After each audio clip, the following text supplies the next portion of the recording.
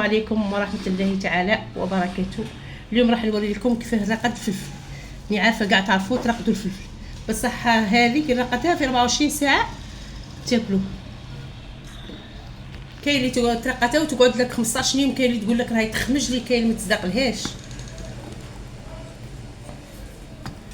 نغسلها مليح ونشفها بالطرشونه هكا، وديري لها هاك تقدري لها من الخدمي، ها من تحت، ها من تحت في الخدمي واللي من تحت باه يدخل لها الملح والخل.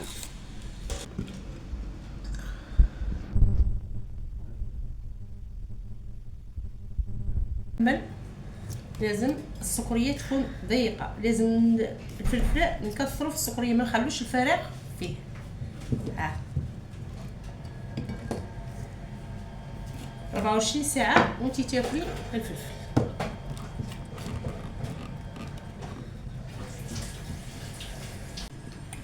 نزيد هذه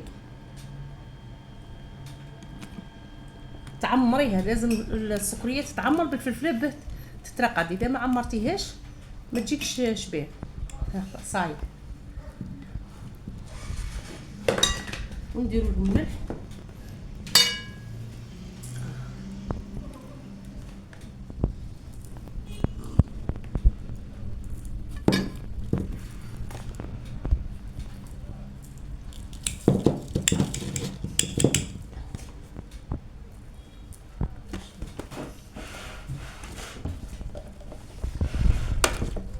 ملح، فرق عليها الخل الاحمر.